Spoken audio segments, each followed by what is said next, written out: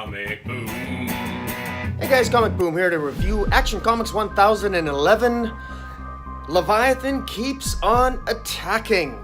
And last issue ended with apparently the Manhunter, or Kate Spencer as the Manhunter, apparently attacking Mr. Bones while he was in the custody of, well, government agencies. Meanwhile, numerous government agencies are being taken out. And so who is Leviathan? What exactly is going on? Well, the mystery here continues to build in this issue, leading into the Leviathan Rising special that's going to be coming out June 12th.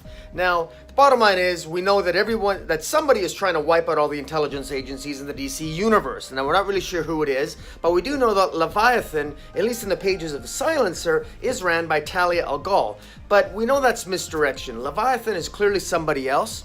And in this particular issue, this Leviathan character, who seems to be able to warp his or her face, appears to the Guardian. Now, the Guardian was attacked by the Red Cloud earlier, about 5 or 6 issues ago, and was almost killed, and is recovering from the attack from Red Cloud. But this Leviathan character has approached the Guardian and is clearly trying to recruit the Guardian, and is basically told the Guardian, look, you have no idea who we managed to recruit to our cause here. I mean, you gotta come, trust me on this, come, we're gonna recruit you. You have no idea what's at stake here. You have no idea just how powerful we are becoming. And clearly the Leviathan, and whether the Leviathan is one person but presumably has a lot of influence, the Leviathan clearly, in wiping out all these intelligence agencies, for everything from the DEO to Cadmus to the I'm assuming Task Force X, even trying to take out Amanda Waller, trying to take out Sam Lane, trying to take out all these respective agencies, including, I believe I said Argus, but all these organizations are being wiped out. But as Superman and Lois Lane have noted, particularly when it was spelled out for them by the Question, that there's no bodies. Where are all the bodies? If all these intelligence agencies are wiped out, all these explosions taken across all over the globe, where are all the bodies? So it would seem to be that not only is Leviathan taking out the headquarters of the various intelligence operations, but also the various people that make up the intelligence operations, not all of them are being killed. So presumably, if they're not being killed, it might be logical to assume that they're being recruited, or perhaps brainwashed. But it's probably more appropriate to think that they're being recruited, because Leviathan has already, we know, tried to recruit Batgirl in the DC Year of the Villain 25-cent special at Free Comic Book Day. Batman, the Leviathan, has tried to recruit Batgirl, perhaps successfully. We don't know. They've also perhaps tried to recruit Green Arrow. So whoever this Leviathan is, clearly they're trying to build something spectacular. Now, Lois Lane asks a question in this issue, and that is, why the intelligence agencies? If Leviathan is this powerful, why focus on intelligence agencies across the globe? Why not focus on the government itself? Why focus on the intelligence agencies proper? Why focus on intelligentsia? Why not focus on the people that run the government as opposed to the people that actually tell these intelligence agencies what to do? And that's a very good question. And we don't really have any answers yet. But what is quite clear here is that things are really heating up. Carrying on from last issue, Superman and Lois, who were disguised as Chad, and I forget Lois's name. She was, I think, the fiancée of Chaz. But anyways, they were undercover Spiral agents. They confronted Tagger, who is a member of Spiral. And again, Spiral used to be the agency where the Huntress and Dick Grayson used to work for during, pre-Rebirth, DC Rebirth. But in any event, so they talk to Tiger, and Tiger gives Lois Lane. He gives Lois Lane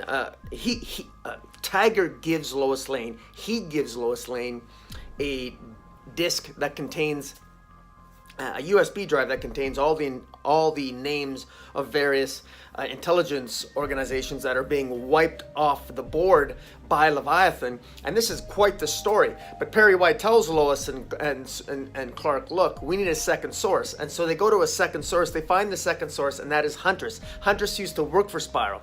So they get their second source. So this is all about truth and journalism, and that's sort of the hidden themes that Bendis is really exploring here. And now this creates a little bit of a dilemma for Superman / and Clark Kent and of course Lois Lane, because they're worried that if one of the things they have to worry about is that if they reveal all this information, because this is front page news and they want to publish this, it's front page news. They got a primary source, they got a secondary source with Tiger and the Huntress. They got all the information on the disc.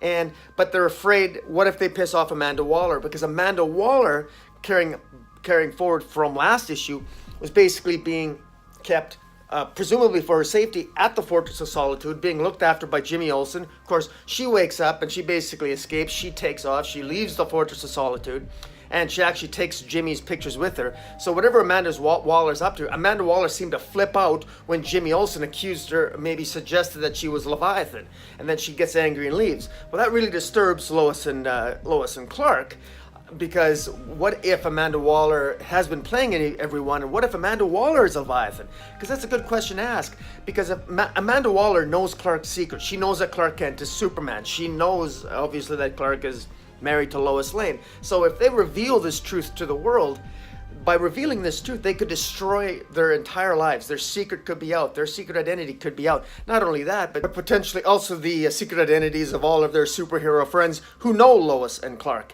So this is a big decision for Lois and Clark to make, but they make it. You know that they do this story, they print it, and it's the whole world now is going to know about all these intelligence agencies coming under attack, and this is really going to explode into the Leviathan Rising event, and it's quite exciting.